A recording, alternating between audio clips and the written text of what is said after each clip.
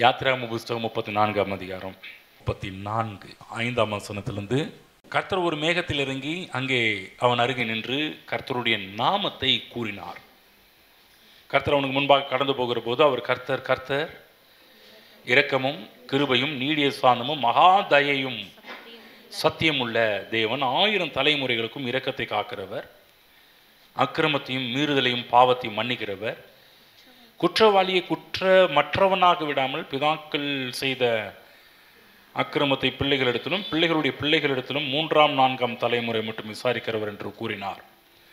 மோசே தீவிரமாக தரை மட்டும் குனிந்து பணிந்து கொண்டு, ஆண்டவரே, உம்முடைய கண்களில் எனக்கு கிருபை கிடைத்ததானால் எங்கள் நடுவில் ஆண்டவர் எழுந்தருள வேண்டும். இந்த ஜனங்கள் வணங்கா கழுத்துள்ளவர்கள். நீரோ எங்கள் அக்கிரமத்தையும் எங்கள் பாவத்தையும் மன்னித்து எங்களை உமக்கு சுதந்திரமாக ஏற்றுக்கொள்ளும் என்றான். அதற்கு அவர், இதோ நான் ஒரு உடன்படிக்கை பண்ணுகிறேன், பூமி எங்கும் எந்த ஜாதிகளிடத்திலும் செய்யப்படாத அதிசயங்களை உன் ஜனங்கள் எல்லாருக்கும் முன்பாகவும் செய்வேன். உன்னோடே கூட இருக்கிற ஜனங்கள் எல்லாரும் கர்த்தருடைய செய்கையை காண்பார்கள். உன்னோட கூட இருந்து நான் செய்யும் காரியம் பயங்கரமாக இருக்கும். பல வாரங்கள் சொல்கிறத விட இந்த வருடத்தில் ஆரம்பத்திலிருந்து தேவனுடைய நாமத்தின் மகத்துவத்தையும் மேன்மைகளையும் வல்லமைகளையும் பார்க்க ஆரம்பிச்சிருக்கிறோம். இந்த வேத பகுதி பார்த்திங்கன்னா, இங்கு தேவன் தன்னுடைய நாமத்தை கூறுகின்றார். கூறும்போது என்ன சொல்கிறாரு? அவர் எப்படிப்பட்டவராம்? இரக்கம், கிருபை, நீடிய சாந்தம், மகா தயை, சத்தியம், 1000 தலைமுறை மட்டும் இரக்கத்தை காண்பிக்கிறவர், மன்னிக்கிறவர். இந்த இடத்துல இந்த பிதாக்கள் செய்த அக்கிரமத்தை 3ஆம் 4ஆம் தலைமுறை மட்டும் விசாரிக்கிறவர் என்ற ஒரு காரியத்தை விலக்கி காண்பித்தேன்.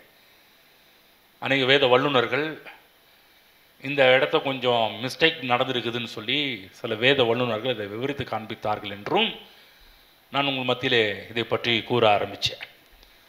அப்போ நீங்கள் கேட்கலாம், ஏங்க நம்முடைய தப்பை 3ஆம் 4ஆம் தலைமுறை மட்டும் கேட்பார்னு சொல்லப்பட்டிருக்குதே என்றெல்லாம் சில பேர் என்ன சொல்கிறாங்க அப்படின்னா, பொதுவாக இன்றைக்கி கிறிஸ்தவங்க என்ன சொல்கிறாங்க பாருங்கள், நீங்கள் செஞ்ச தப்பை உங்கள் பிள்ளைகள்கிட்ட கணக்கு கேட்பார், உங்கள் பிள்ளைங்கள்லாம் அந்த சாபம் தொடரும் அப்படின்லாம் சொல்கிறத நம்ம இன்றைக்கி நிறைய மக்கள் மத்தியில் தான் கேட்க ஆரம்பிக்கிறோம். ஆனால் அது கிடையாது என்பதை பற்றி உங்களோடு பேச ஆரம்பித்தேன். பயப்பட வேண்டாம், இல்லைங்களா? ஹலோ,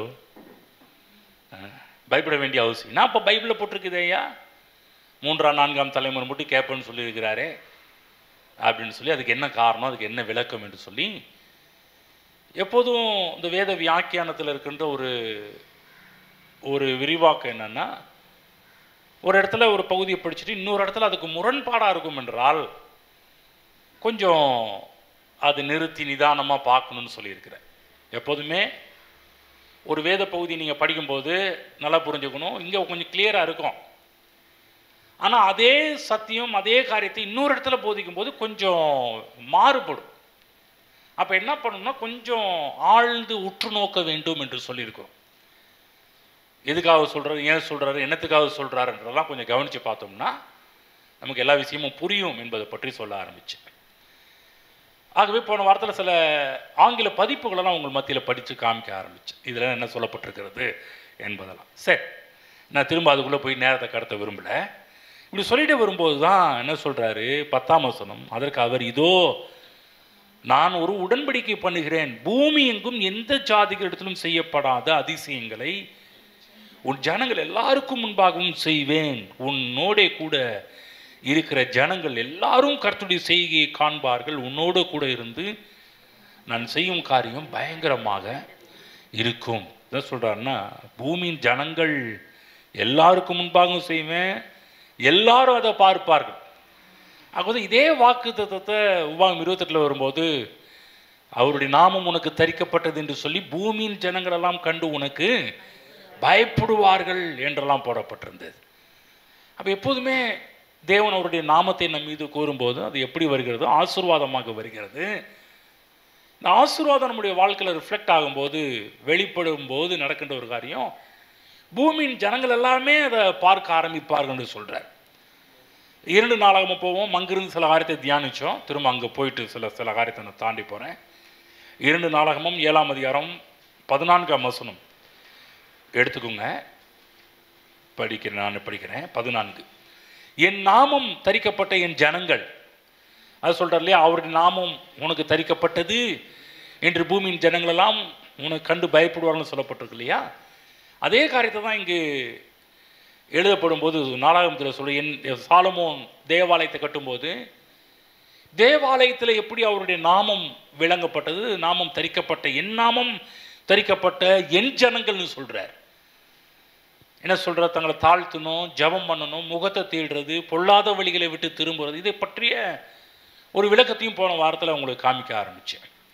அப்போ சொல்கிறாரு, இப்படி செய்யும்போது என் ஜனங்களாகிய நீங்கள் எப்படிப்பட்டவர்களாக இருக்கணும், என் நாமம் தரிக்கப்பட்ட ஜனங்கள், என் பேரை வச்சுக்கிட்டு நீங்கள் எப்படிப்பட்ட ஒரு வாழ்க்கையை வாழணும் என்பதெல்லாம் போன வாரம் காமிச்சோம். சில அநேக நேரத்தில் கிறிஸ்தவர்கள்னு பேர் வச்சுட்டு நம்ம வேறு வாழ்க்கையெல்லாம் வாழ்ந்துக்கிட்டு இருப்போம். நிறைய பேர் நம்மளே பார்த்து கேட்போம், என்ன நீங்களாம் ஒரு கிறிஸ்தவனாயா அப்படின்னு கேட்குற ஒரு லெவலுக்கு நம்ம போக ஆரம்பிச்சிடும்.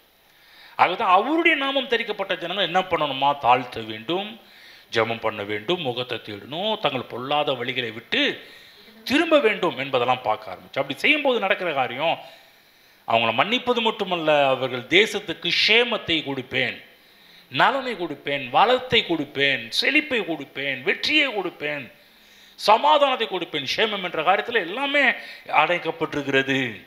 ஆகுத கர்த்தர் சொல்கிறாரு, என் நாமோ உனக்கு தரிப்பிக்கப்பட்டிருக்கிறதுனால உன்னோடு கூட இருந்து நான் செய்கின்ற காரியம் அது பயங்கரமாக இருக்கும். அதுவும் போன வாரம் சொன்ன, நீங்கள் இங்கே இருக்கிற யாருமே ஒரு புறம்போக்கு கிடையாது, தேவனுக்கு சொந்தமானவர்கள். அப்போ தேவன் நம்மளை ஆசீர்வதிக்கும் போது, அவர் சொன்னபடியே ஆசீர்வதிக்கும் போது நடக்கிற ஒரு காரியம், சுற்றிலும் இருக்கிற ஜனங்கள் எல்லாமே அதை பார்க்க ஆரம்பிப்பாங்க. கடவுளுடைய ஆசீர்வாதம் உங்கள் மேலே இருக்குது, கர்த்தருடைய நாமம் உங்களுக்கு தெரிவிக்கப்பட்டிருக்கிறது, தேவன் எப்படி உங்கள் கூட இருக்கிறாரு, தேவன் எப்படி உங்கள் மீது உடன்படிக்கையெல்லாம் உறுதிப்படுத்துகிறார் என்பதை நீங்கள் மட்டும் இல்லை, உங்களோடு கூட இருக்கிற எல்லா ஜனங்களுமே அதை பார்ப்பாங்கன்றார். இப்படி தான் பாருங்கள். 2 சாமுவேல் 2 சாமுவேல் போவோம். 2 சாமுவேல் 7ஆம் அதிகாரம் போங்க. அங்கிருந்து சில விஷயத்தை பார்ப்போம். 2 சாமுவேல் 7ஆம் அதிகாரம் எடுத்துக்குவோம். 18ஆம் வசனம் படிப்போம். அப்பொழுது தாவீது ராஜா உட்பிரவேசித்து கர்த்தருடைய சமூகத்திலிருந்து, கர்த்தராகிய ஆண்டவரே, தேவரீர் என்னை இதுவரைக்கும் கொண்டு வந்ததற்கு நான் எம்மாத்திரம், என் வீடும் எம்மாத்திரம். 18-19. கர்த்தராகிய ஆண்டவரே, இது இன்னும் உம்முடைய பார்வைக்கு கொஞ்ச காரியமா இருக்கிறது என்று கர்த்தராகிய ஆண்டவராய் இருக்கிற தேவரீர் உம்முடைய அடியானுடைய வீட்டை குறித்து வெகு தூரமாய் இருக்கும் காலத்து செய்தியை மனுஷர் முறைமையாய் சொன்னீரே. இங்கு தாவீது பேசும்போது ஒரு அழகான ஒரு காரியம் சொல்றாரு பாருங்க. தாவீது ராஜா உட்பிரவேசித்து தேவனுடைய சமூகத்திலிருந்து, தேவரீர் நீர் என்னை இதுவரைக்கும் கொண்டு வந்ததுக்கு நான் எம்மாத்திரம், என் வீடும் எம்மாத்திரம். யோசிச்சு பார்த்தீங்களா? அவர் சொல்கிற அந்த வார்த்தை பாருங்க. இதுவரைக்கும் நீங்கள் என்னை கொண்டு வந்ததுக்கு நான் எம்மாத்திரம், என் வீடும் எம்மாத்திரம். தெய்வம் செய்த அவர் நாமம் தரிக்கப்பட்ட ஜனங்களை அவர் நடத்தி கொண்டு வருகின்ற விதங்களெல்லாம் பார்க்கும்போது, ஒரு காலகட்டத்தில் வரும்போது நம் வியந்து பேசக்கூடிய ஒரு வார்த்தை இருக்கும்னா, ஆண்டவரே நான் எம்மாத்திரம் ஆண்டவரே. யோசித்து பார்த்துருக்கீங்களா? நம்ம நிலைமை யோசித்து பார்த்துருக்கீங்களா? நம்முடைய வாழ்க்கை யோசித்து, நம்முடைய முன்னாடி வாழ்ந்த ஒரு வாழ்க்கையெல்லாம் யோசித்து பார்த்தோம்னா, தேவன் கிருபையா, தயவா, இரக்கத்தோடு நம்மை நடத்தி வந்திருக்கிறாரே. நான் எம்மாத்திரம் பாருங்க, ஒரு தாழ்மையை பார்க்குறோம். அதுதான் நான் சொன்னேன் இல்லையா, தேவன் தாழ்மை உள்ளவர்களுக்கு கிருபை அளிக்கிறார் என்று பார்க்குறோம். உயர்ந்தவனை தாழ்த்துறாரு, தாழ்மை உள்ளவனுக்கு தேவன் கிருபை அளிக்கிறார். அவ்வளோ ஒரு ஹம்பிள்னஸ் நம்ம தாவீதுட்ட பார்க்குறோம். நான் எம்மாத்திரம் ஆண்டவர், மிகப்பெரிய ஒரு தேசத்தின் ராஜா. அவர் சொல்கிறது நிறையா இருக்குது. இது எப்படி வந்துச்சு தெரியுமா? வேற மாதிரிலாம் சொல்லியிருக்கலாம். அவர் சொல்லல, ஆண்டவரே இது நீர், தேவரீர் என்னை இதுவரைக்கும் கொண்டு வந்ததுக்கு நான் எம்மாத்திரம், என் வீடும் எம்மாத்திரம். எவ்வளோ ஒரு அழகான ஒரு வார்த்தை. நம்ம எல்லாருமே இந்த இடத்துக்கு வந்து ஆகணும். ஆமென். இந்த இடத்துக்கு வரணும். எல்லாம் இது என்ன ஆண்டவரே, எல்லாம் ஆண்டவரே, ஏன் திறமை ஆண்டவரே, என்னுடைய இது ஆண்டவரே, ஏன் படிப்பு ஆண்டவரே, என்னுடைய குடும்பம் வர்க்கம் ஆண்டவரே, என்னுடைய வம்சம் அப்படிலாம் இல்லை. நீங்கள் நம்முடைய வாழ்க்கையில் எவ்வளோதான் இருந்தாலும் அதெல்லாம் கொஞ்சம் கீழே இறக்கிட்டு, இல்லாண்டவரே நீங்கள் என்னைய கொண்டு வந்திருக்கிறீங்க, நான் எம்மாத்திரம், என் வீடும் எம்மாத்திரம். கர்த்தராகிய ஆண்டவரே, இது இன்னும் உம்முடைய பார்வைக்கு கொஞ்சமாக இருக்கிறது என்று கர்த்தராகிய ஆண்டவராக இருக்கிற தேவரே, உம்முடைய அடியானுடைய வீட்டை குறித்து வெகு வெகு வெகு தூரமாக இருக்கும் காலத்து செய்தியை மனுஷர் முறைமையாய் சொன்னீரே. எல்லாரும் பேசுகிற மாதிரி சொல்லியிருக்கிறார் கடவுள். என்ன சொல்லியிருக்கிறார்? இனி தாவீது உம்மிடத்தில் சொல்ல வேண்டியது என்ன? கர்த்தராகிய ஆண்டவராக இருக்கிற நீர் உமது அடியானை அறிவீர், உம்முடைய வாக்கு தத்தத்தின் நிமித்தமும் உம்முடைய சித்தத்தின்படியையும் இந்த பெரிய காரியங்களை எல்லாம் உமது அடியானுக்கு அறிவிக்கும்படி தயவு செய்தீரே. ஆச்சரியப்படுற ஆண்டவர், எவ்வளோ பெரிய விஷயத்தெல்லாம் எனக்கு போய் வெளிப்படுத்திங்களா ஆண்டவரே.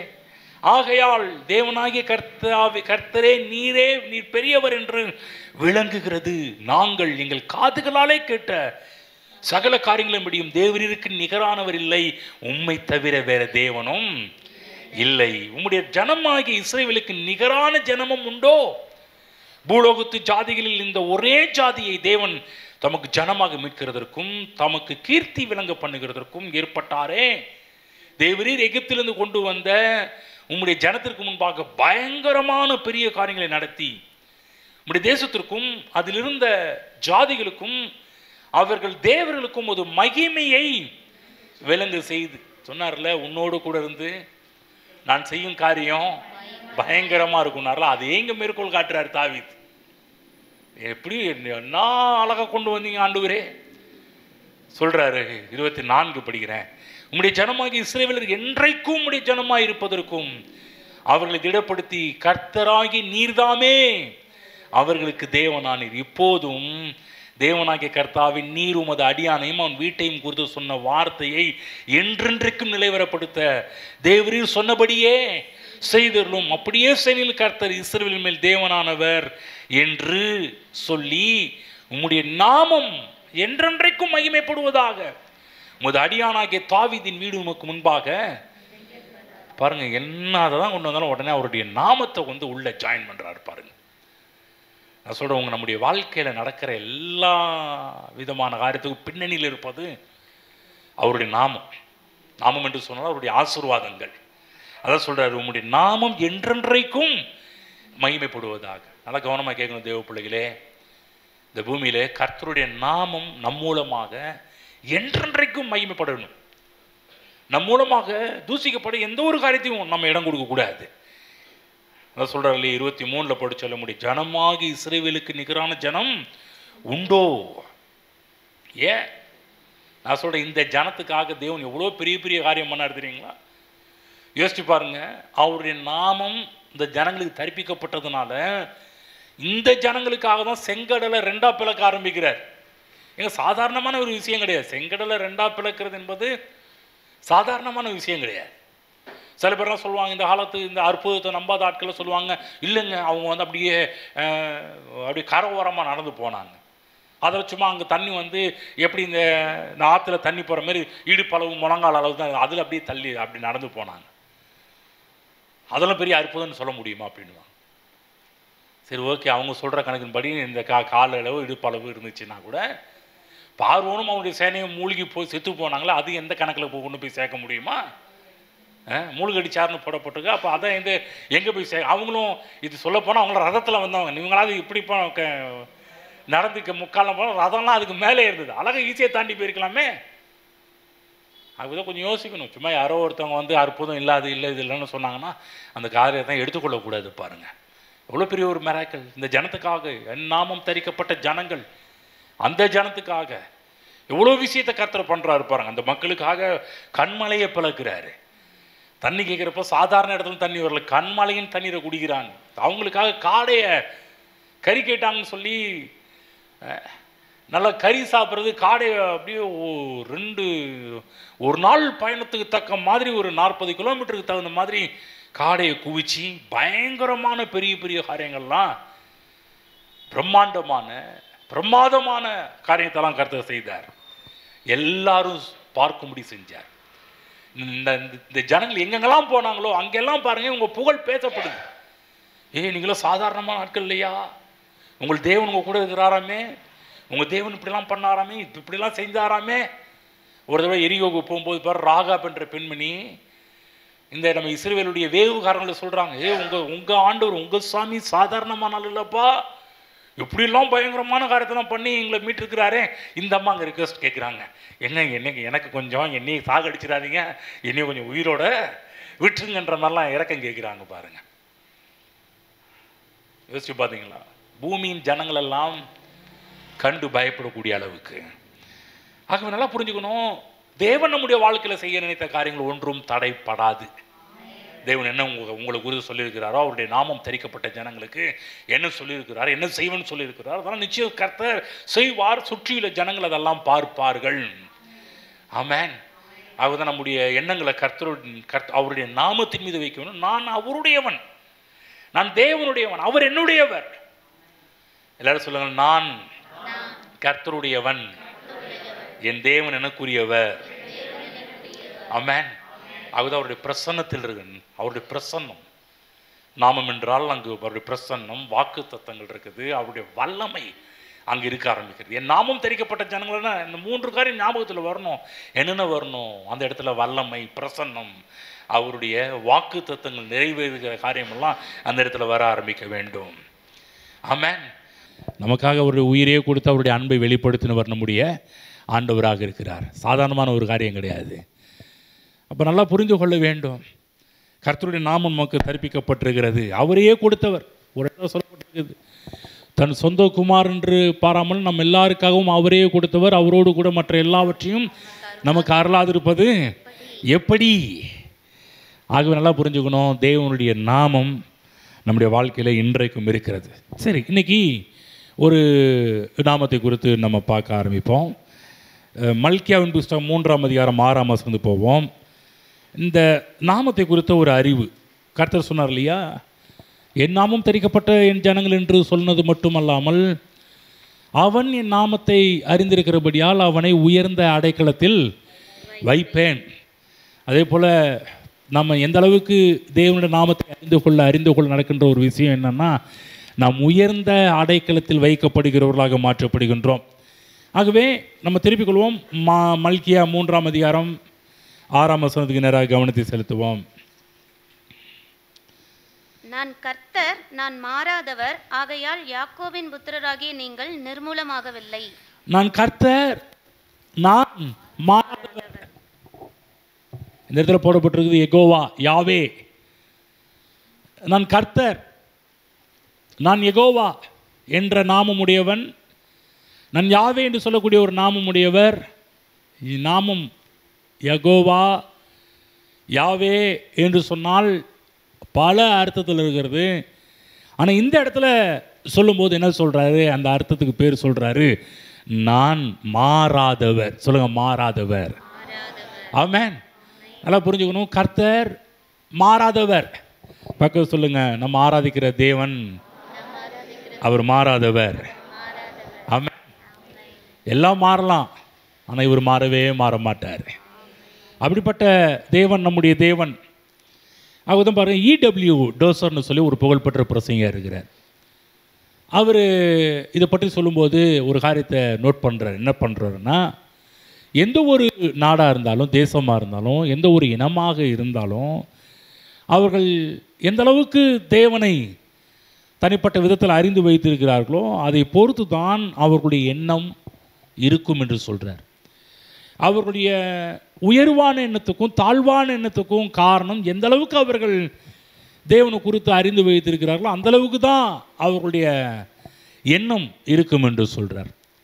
அது மட்டும் கிடையாது, சொல்கிற இன்னொரு காரியம் பார்த்திங்கன்னா, அவர்கள் வாழ்க்கையும் அது மாதிரி தான் போகுன்றார். எந்த அளவுக்கு தேவனை அவங்க அறிந்து வைத்திருக்கிறார் அது மாதிரி தான் அவங்க வாழ்க்கை இருக்குன்றார். அதை தாண்டி எதுவுமே அவங்களால செய்ய முடியாது, தாண்டி போக முடியாதுன்றார்.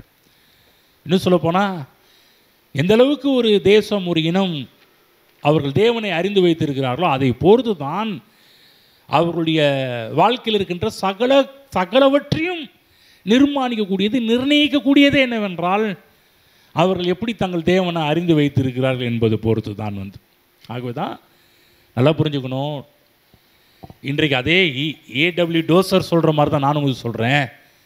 எந்த ஒரு மனிதன் தேவனை குறித்து, தேவனுடைய நாமத்தை குறித்து எந்த அளவுக்கு நீங்கள் அறிந்து வைத்திருக்கிறீர்களோ அதை பொறுத்து தான் நம்முடைய வாழ்வு இருக்கும், வாழ்வாதாரம் இருக்கும், நம்முடைய குடும்பம் இருக்கும், நம்முடைய பிள்ளைகள் இருப்பாங்க, நம்முடைய எதிர்காலம் இருக்கும். எல்லாம் எங்கே இருக்குது? நம்முடைய தேவன் யார் என்பதை குறித்து அறிகின்ற அறிவில் தான் எல்லாமே இருக்க ஆரம்பிக்கிறது.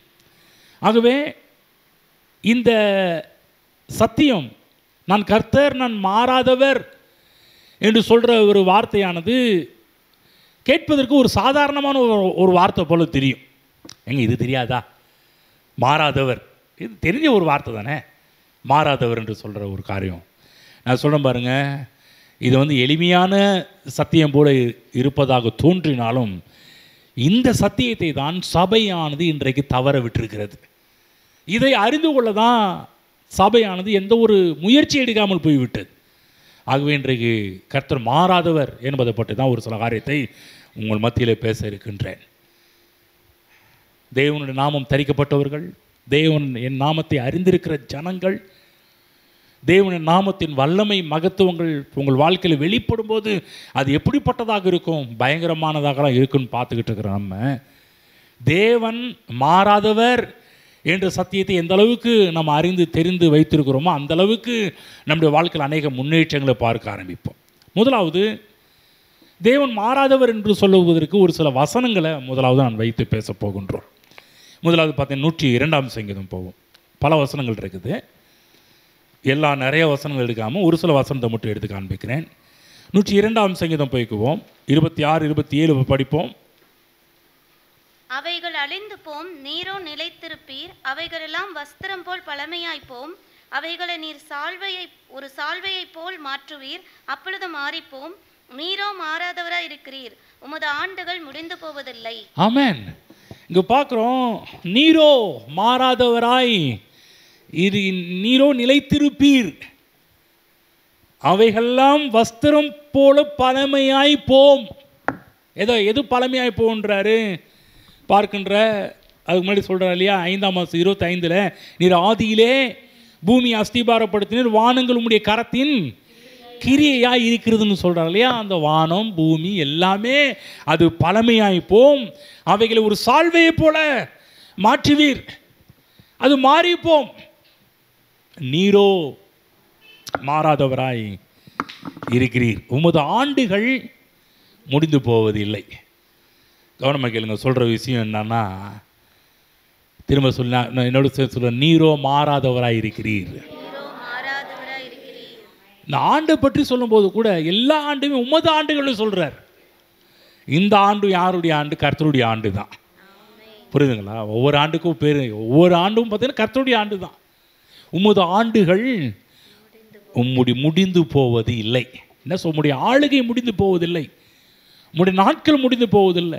நீங்கள் எங்கள் மேலே இருந்து நீங்கள் ஆட்சி செய்கின்ற காரியங்கள் ஒரு நாளும் முடிந்து போவது இல்லை. நீர் மாறாதவராக இருக்கிறீர். அதுதான் மல்கியா 3 படித்தோம். நீர் நான் கர்த்தர், நான் மாறாதவராக இருக்கிறேன். இயேசு கிறிஸ்துவை பற்றி எபிரேயன் சொல்கிறாரு 13:8, இயேசு கிறிஸ்து நேற்றும் இன்றும் என்றும் மாறாதவராக இருக்கிறார். புரியுதுங்களா? பாட்டு கூட பாடினோம், காலங்கள் மாறலாம், சூழ்நிலைகள் மாறலாம், மனிதர்கள் மாறலாம், நீரோ மாறாதவராய் என்றென்றும் மாறாதவராக இருக்கிறீர். கவனமாக கேளுங்க, இதை பற்றி தெரியாததுனால தான் விசுவாசிகளுக்கு நிறைய பிரச்சனைகள். நீங்கள் பிரச்சனைக்கு என்ன காரணம்? கர்த்தர் மாறாதவர்ன்ற விஷயம் புரியல. இன்றைக்கி ஏன் நம்முடைய ஜெபம் தப்பாக போகுது? நம்முடைய ஜெபம் எல்லாமே தவறானதாக போகிறதுக்கு என்ன காரணம்? தேவன் மாறாதவர் என்ற சத்தியம் நமக்கு புரியாததுனால தான். நம்முடைய வாழ்க்கை ஏன் தவறான ஒரு வாழ்க்கையாக போகுது? ஏன் வாழ்க்கையில் இன்னும் அதே மிஸ்டேக், அதே தப்பு நடந்துகிட்டு இருக்குதுன்னா, கர்த்தர் மாறாதவர் என்கின்ற சத்தியத்தை நம்ம புரிந்து கொள்ளாததுனால தான் நம்முடைய வாழ்க்கையும் ஒரு தவறான ஒரு வாழ்க்கையாக போகுது. அன்றைக்கி நேரத்தில் ஏன் தப்பாக புரிஞ்சுக்கிறோம்? அன்றைக்கி நேரத்தில் வேதத்தை தப்பாக புரிஞ்சுக்கிறோம், எல்லாவற்றையுமே தப்பாக புரிஞ்சுக்கிறோம். எதுக்காக? ஏன் தப்பாக புரிந்து கொள்கிறோம் அப்படின்னு சொன்னால், தேவன் மாறாதவர் என்கின்ற சத்தியம் நமக்கு புரியாதனால எல்லாமே டோட்டல் குழப்பசாபம் நடக்குது, குழப்பமாக இருக்குது, பிரச்சனையாக இருக்குது. அதுதான் நான் சொல்கிற கவனமாக கேளுங்க. இன்றைக்கு நாம் செய்கிற காரியத்துக்கும் செயலுக்கும் பேச்சுக்கும் நாம் தேவனை நம்முடைய வாழ்க்கையில் நம்ம பண்ணுற மிஸ்டேக்கெல்லாம் கொஞ்சம் யோசித்து பார்த்தா, நம்ம பேசுகிற பேச்செல்லாம் பார்த்தா, நம்ம பண்ணுற காரியத்தெல்லாம் பார்த்தா கண்டிப்பாக இங்கே இருக்கிற நம்ம எல்லாருமே அழிவுக்கு பாத்திரவான்கள் தான், இல்லைங்களா? யோசித்து பார்த்தா அப்படியே கன்க்ளூஷன் தான் முடியும். நம்ம பேசுகிற பேச்சு, நம்ம நடக்கிற நடைகள் எல்லாமே அதுதான். ஆனால் ஒரு விஷயம், தேவன் நம்மோடு உடன்படிக்கை செய்திருக்கிறதுனால, மாறாதவராக இருக்கிறதுனால நம்ம அழிந்து போகாமல் இருக்கிறோம். ஆமென். இந்த நான் உன் கூட இருந்து செய்யும் காரியம் பயங்கரமாக இருக்கும் இடத்துல நான் அவரும் உடன்படிக்கை பண்ணியிருக்கிறேன்றார். உடன்படிக்கை பண்ணியிருக்கிறார், நம்மோடு உடன்படிக்கை இருக்குது. நம்ம மீது கர்த்தராக இயேசு கிறிஸ்துவின் கல்வாரி ரத்தம் நமக்காக சிந்தப்பட்டிருக்கிறது. இயேசு கிறிஸ்துவின் ரத்தத்துக்கு உரியவர்கள். அதுதான் அவர் அந்த இடத்துல போடப்பட்டிருக்க, நான் கர்த்தர், நான் மாறாதவர். அந்த இடத்த படிப்போம்.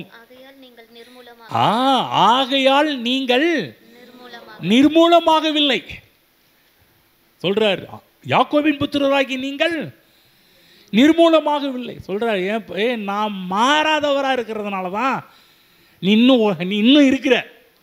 நல்ல கவனமாக கேளு. நீங்கள் இங்கே இருக்கிறதுக்கு காரணமே, நீங்கள் உட்கார்ந்துருக்கிறதுக்கு காரணமே, நீங்கள் கர்த்தரை துதிக்கிறதுக்கு காரணமே ஒரே ஒரு நாமம், ஒரே ஒரு வார்த்தை. தேவனை குறித்து சொல்லணும்னா அவர் மாறாதவராக இருக்கிறார். நீங்கள் காலையில் எழுந்திருக்கிறீங்க பாருங்க, எழுந்திருக்கிறதுக்கே ஒரு முக்கியமான ஒரு காரணமே, நான் மாறாதவர்ப்பா, இஸ்ரவேலை காக்கிறவர் உறங்குவதும் இல்லை தூங்குகிறதும் இல்லை, கர்த்தர் உன்னை காக்கிறார், உன் வலது பக்கத்தில் உனக்கு நிழலாக இருக்கிறதுனால தான். யோசிச்சு பாருங்க, நம்ம நல்லா தூங்குறோம், அவர் தூங்காமல் கொள்ளாமல் நம்மளை பாதுகாத்துக்கிட்டு இருக்கிறார். ஏன்? எதனால? மாறாதவர். உடன்படிக்கையின் வார்த்தைகள் இது எல்லாமே உடன்படிக்கையின் டேர்ம்ஸில் சொல்லப்பட்ட ஒரு வார்த்தைகள். அது பவுல் கூட சொல்கிறார், நம்ம சில நேரத்தில் உண்மையுள்ளவராக இருந்தாலும், உண்மை அற்றவர்களாக இருந்தாலும், உண்மை இல்லாதவர்களாக இருந்தாலும் அவர் சொல்கிறாரு, நான் உண்மை இல்லாதவனாக இருந்தாலும் அவர் உண்மையுள்ளவராக தான் இருந்திருக்கிறார். யோசிச்சு பாரு, நம்முடைய வாழ்க்கையில் நிறைய நேரத்தில் தேவன் சொல்கிற மாதிரி நம்முடைய வாழ்க்கையை நம்ம அமைத்து கொள்ள. ஆனால் தேவன் கைவிட்டாரா? இல்லை, அவர் உண்மையுள்ளவராக தான் இருக்கிறார். அவதான் இதை பற்றி இன்னொரு வசனம் பார்த்தீங்கன்னா யாக்கோபு 1:17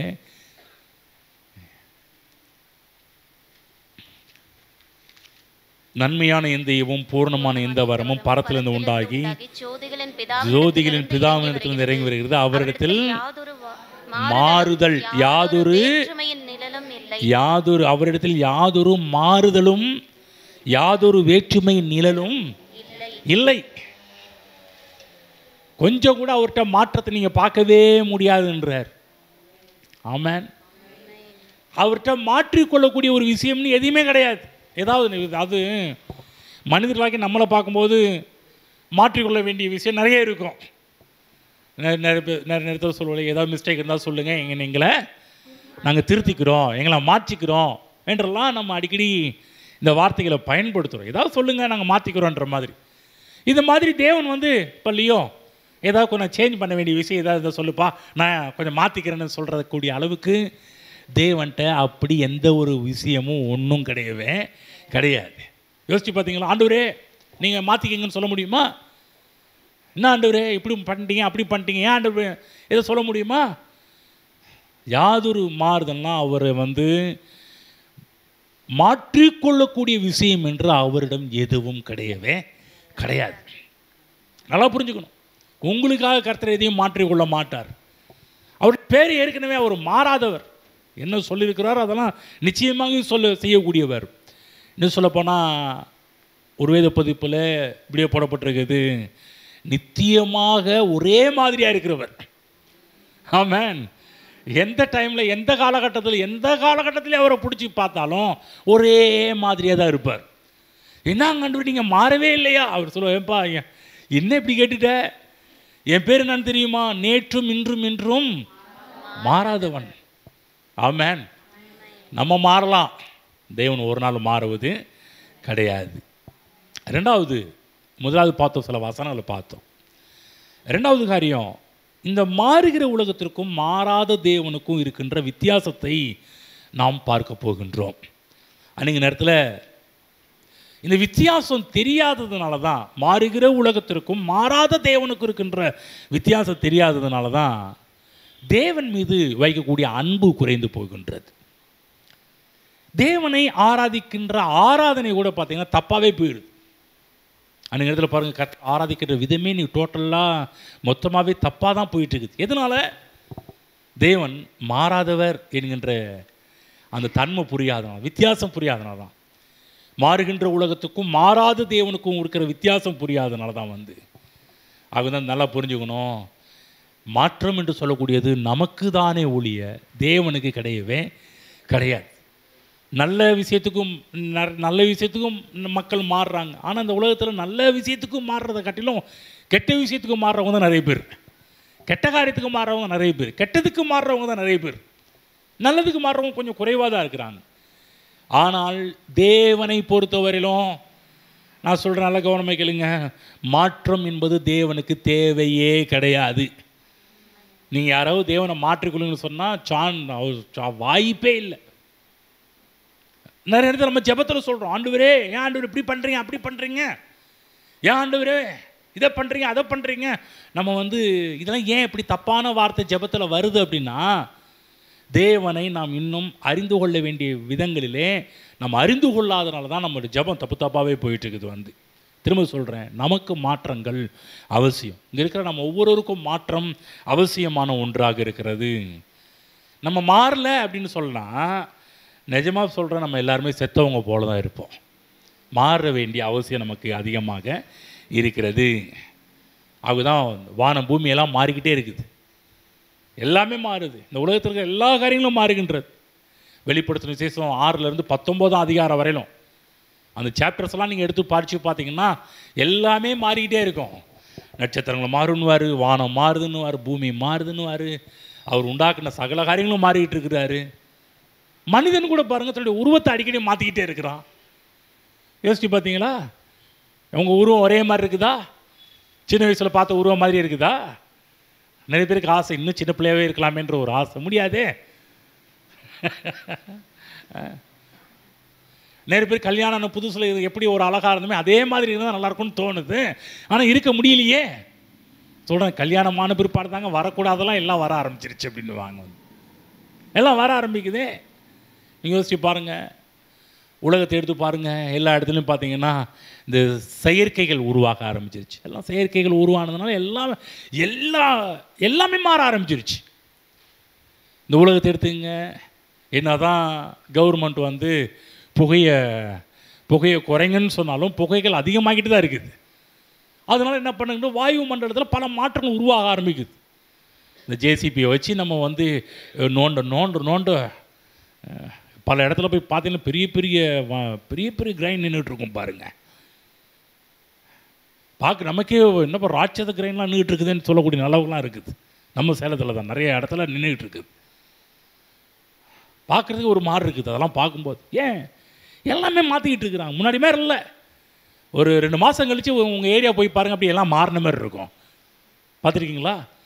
இது வேறு ஏரியாவில், சில நம்ம வேறு ஏரியாவில் எதுவும் நுழைஞ்சிட்டோமா, மாறி வந்துட்டோமா அப்படின்னு சொல்ல தோணும். ஏன் எல்லாம் நம்ம ஒரு 2 மாதம் கழித்து ஒரு ஏரியாவுக்குள்ளே நம்ம இருந்த ஏரியாவுக்குள்ளே உள்ளே என்ட்ரானாலே நிறைய சேஞ்சஸை பார்ப்போம், நிறைய காரியத்தை பார்ப்போம். சில நானே நினச்சிக்கிறேன், நானே சில நேரத்தில் பார்த்தீங்கன்னா இந்த ஏரியாக்குள்ள வேறு ஏதோ ஸ்ட்ரீட்டில் உள்ள நுழைஞ்சிட்டோமா அப்படிலாம் தோணி இருக்குது. ஏன் மாற்றம் நிறைய உண்டாகிட்டே இருக்குது. அநேக உரங்கள் மூலமாக விவசாயத்தில் பல மாற்றங்கள், பஞ்சம் பல மாற்றங்கள் உண்டாகிக்குது. புயல், காற்று, சுனாமி, இதெல்லாம் பல காரியத்தை பல காரியத்தை மாற்றி இருக்குது. அநேக இடத்துல எரிந்து போனது. 2 வாரத்துக்கு முன்னாடி இல்லைங்களா, லாஸ் ஏஞ்சல்ஸ் ஏரியாவே புகைக்காடாக போச்சு, எரிஞ்சு போச்சு, எல்லா இடமும் எரிஞ்சு போச்சு. யோசிச்சு பாருங்க, மாறிக்கிட்டே இருக்குது. ஆனால் தேவன் மாறாதவர். அவத கர்த்தர் நோவாவின் காலத்தை கொஞ்சம் சிந்திச்சு பாருப்பா, அப்படி நினைச்சு பாருன்றார். நீ மனிதர்கள் கூட இயற்கைகள் மாறுது, மனிதர்கள் கூட மாறிட்டு இருக்கிறாங்க. வார்த்தை மாறுது, மனப்பான்மை மாறுகிறது, அவருடைய நம்பிக்கை மாறுகிறது, கண்ணோட்டம் மாறுகிறது, அவருடைய முக்கியத்துவம் மாறுகிறது. இல்லைங்களா? மனிதர்களை யோசிச்சு பாருங்கள், எல்லா மனிதர்களும் கொஞ்சம் கம்பேர் பண்ணி பாருங்கள். நேற்று மாதிரி இன்று இல்லை, இல்லைங்களா? போன மாதமாக இருந்த மாதம் இல்லை, போன வருஷமாக இருந்த வருஷம் இல்லை, இல்லைங்களா? நம்ம வீட்டில் இருக்கிறவங்க இருக்கிறாங்க, அண்டையில் இருக்கிறவங்க இருக்கிறாங்க, பல ஊரில் இருக்கிறவங்க பார்த்தீங்கன்னா மாறிட்டே மாற்றம் பார்த்துட்டே இருக்கோம். நம்மளே ஆச்சரியப்படுறோம். அவங்க இவங்களாங்க இப்படி மாறிட்டாங்க, அவங்களா இப்படி மாறிட்டாங்க, இவரா இப்படி மாறிட்டார், அவரா இப்படி மாறிட்டாரு இல்லைங்களா? எல்லா இடத்துலையும் மாற்றத்தை நாம் பார்த்து கொண்டிருக்கிறோம். ஆதாமின் பாவம் பண்ண உடனே அதுவரை தேவனை சார்ந்து கொண்டு வாழ்ந்தவன் பாவம் வந்த உடனே தன்னை சார்ந்து கொண்டு வாழக்கூடிய ஒரு நிலைமை உருவாக ஆரம்பித்தது.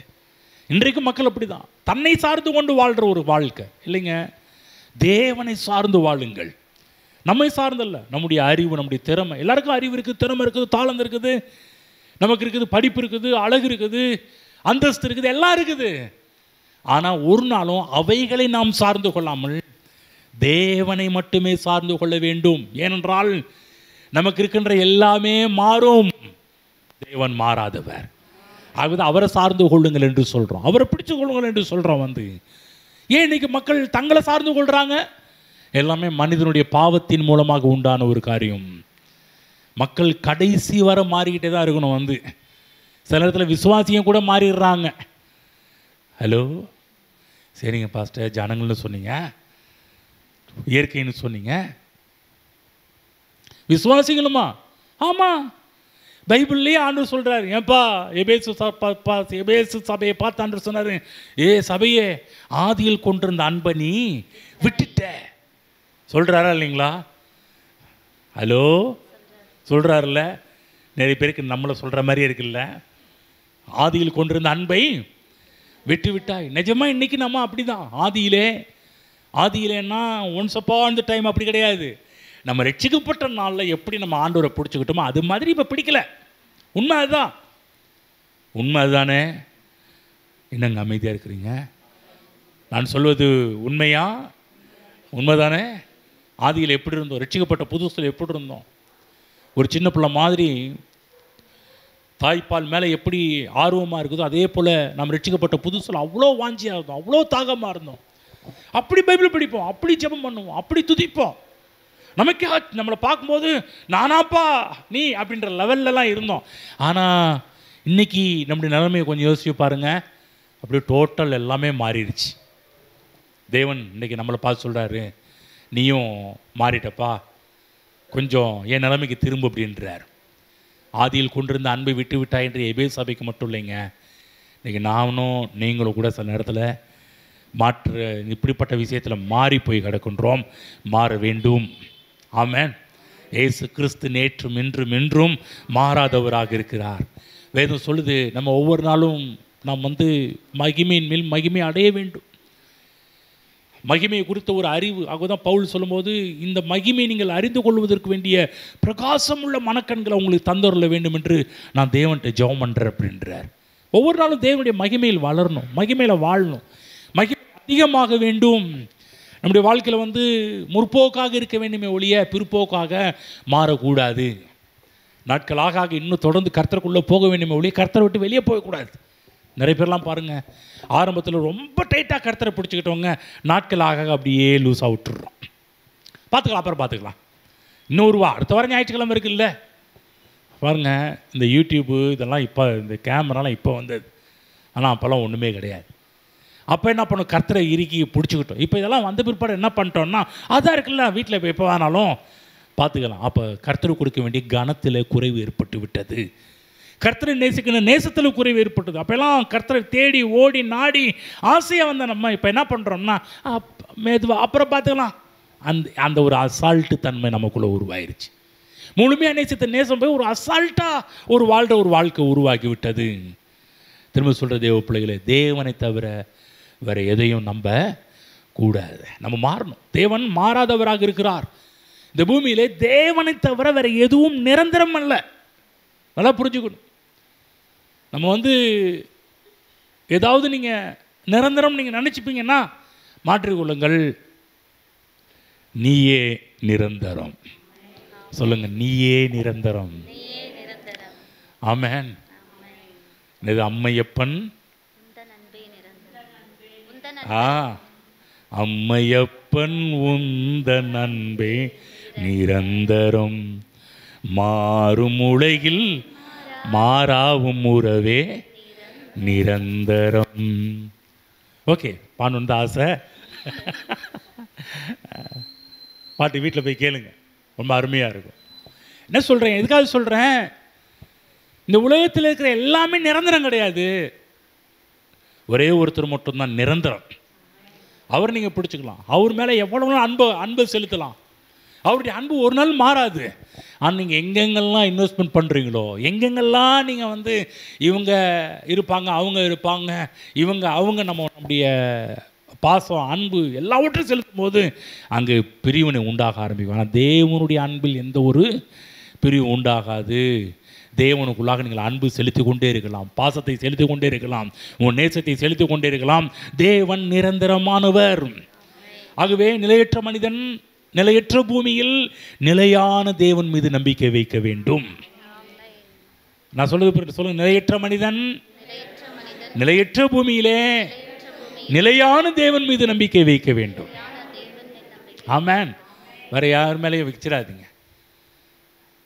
அவர் மாறாதவர் என்று சொன்னால் அவர் நிலைத்திருக்கிறவர், நிலையானவர். அவர் சான்ஸே கிடையாதுப்பா மாறுவார்னு சொல்றதுக்கு எந்த ஒரு மாற்றமும் இல்லை.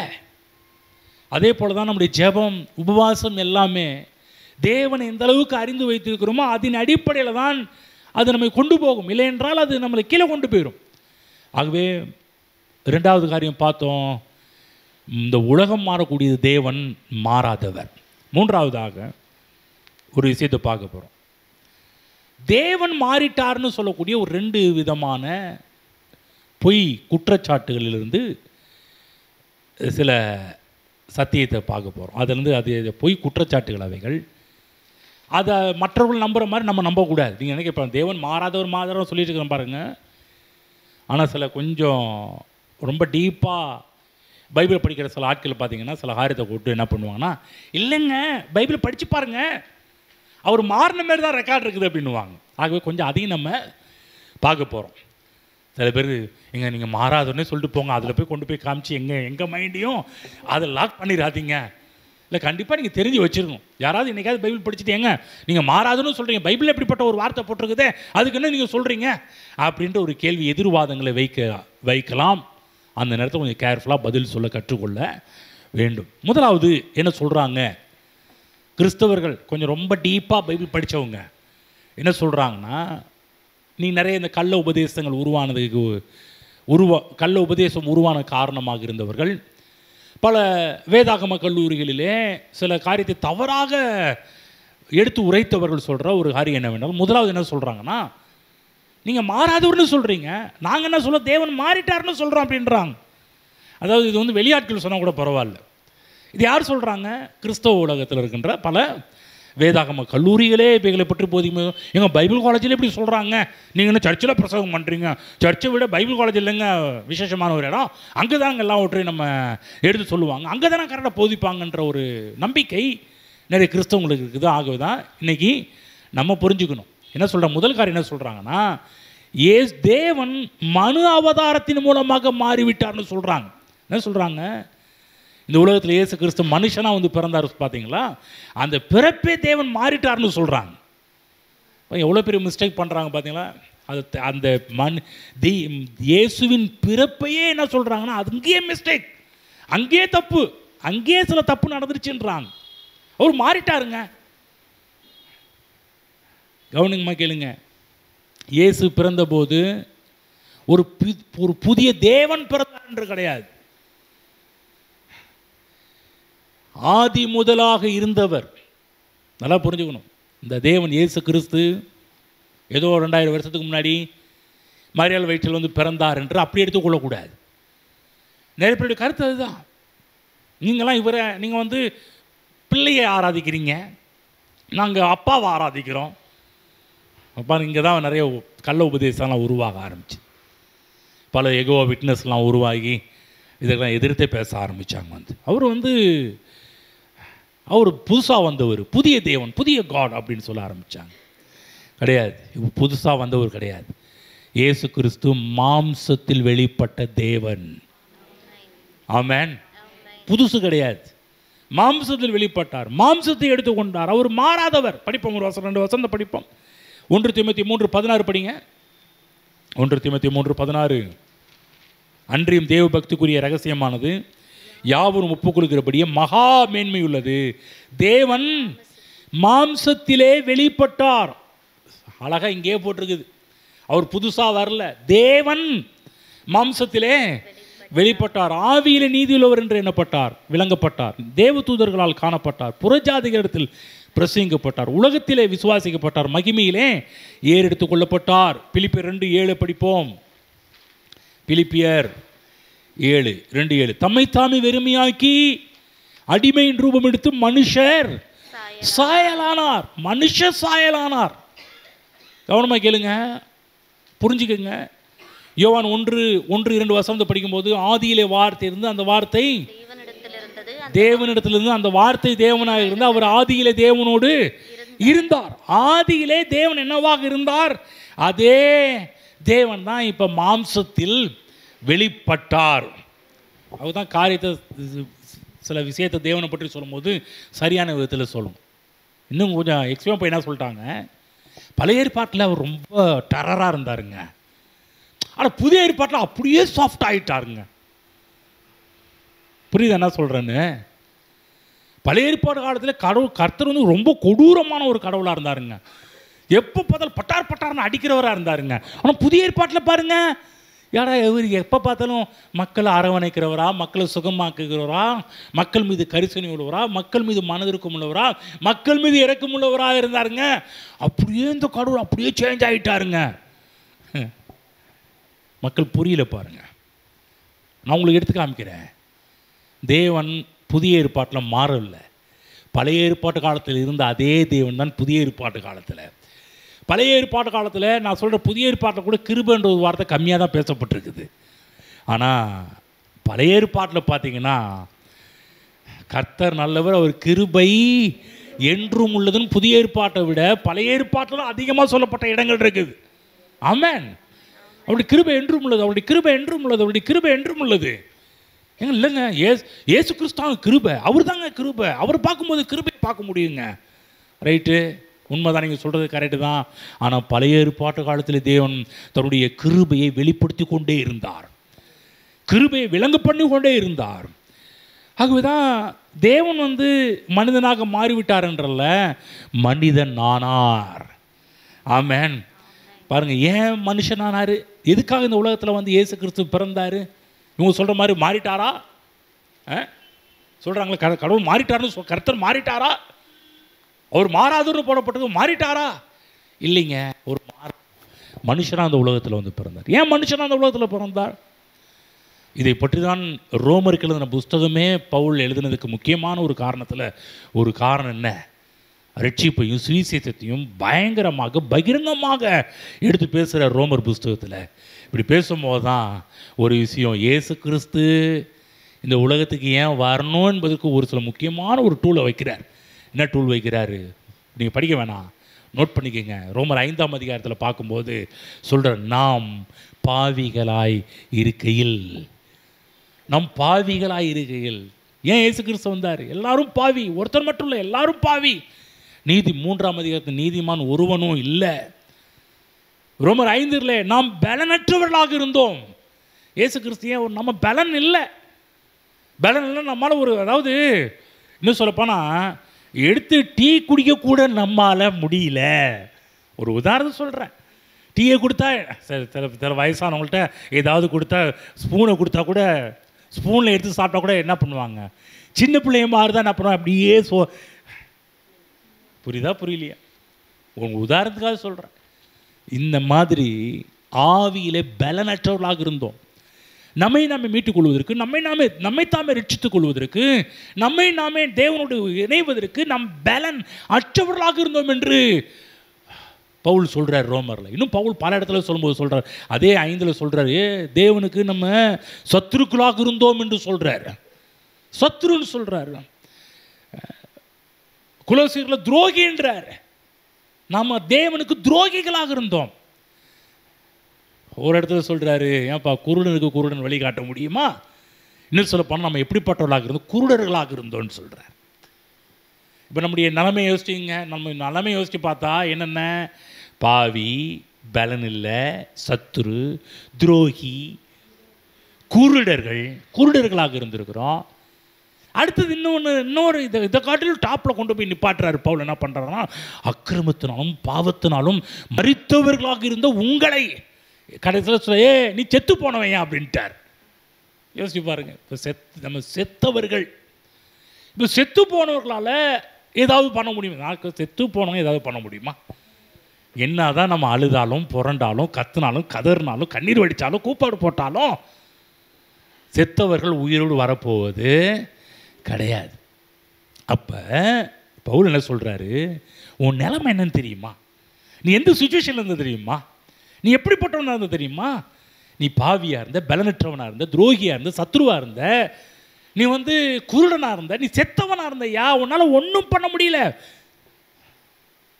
அதாவது ஒருத்தர் மூழ்கிக்கிட்டு இருக்கிறானா, நீச்சல் தெரிஞ்சால் பரவாயில்ல, ஏதோ மேலே வந்து நீச்சல் தெரியாத ஒரு ஆளை கொண்டு போய் இன்னை மாரி ஆள்லாம் நீங்கள் தண்ணியில் தூக்கி போட்டிங்கன்னா கண்டிப்பாக எனக்கு உதவி இல்லாமல் மேலே வரவே முடியாது. சில பேர் விஷயம் கண்டுபிடிச்ச பாஸ்டை தள்ளி விட்டுடலாம்.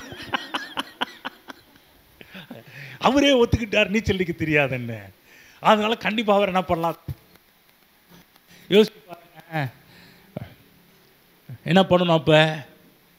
ஏங்க, என் நீச்சல் அடித்து எனக்கு கீழே விழுந்துட்டேன், என்ன பண்ணணும்? நீங்கள் யாருக்கு நீச்சல் தெரியும்? ஆனால் உங்களுக்கு தெரியாதா? எத்தனை பேர் தெரியுங்க? 1 2 3 4 5 6 7 அடேங்கப்பா, தான சிஸ்டருக்கு நீச்சல் தெரியும். தெரியாதுங்களா?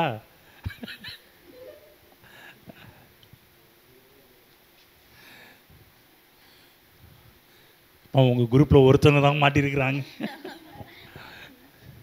அப்போ எனக்கு ஓட்டு நிறையா தான் இருக்குது. ஒருவேளை உழுதுட்டா என்ன பண்ணணும்? எங்க நீச்சல் தெரிஞ்ச ஒரு ஆள் தாங்க காப்பாற்ற முடியும். அதே போல தான் இயேசு கிறிஸ்து மாறிட்டார்னு கிடையாதுங்க. மனுஷனுடைய நிலைமையே இப்படி பரிதாபமாக இருந்ததுனால தான் இப்போ இவனை மீட்கணுமே, இவனை காப்பாற்றணுமே, இந்த இடத்துல தேவனோடு ஒன்றாகணுமே, தேவனோடு இணைக்க வேணுமே. தேவனோடு ஒன்று செய்வதற்கு ஒரு வாய்ப்பு கூட கிடையாது. தேவனோடு இணைவதற்கு ஒரு வாய்ப்பு கூட கிடையாது. தேவனோடு சமாதானமாவதற்கு ஒரு வாய்ப்பு கூட கிடையாது.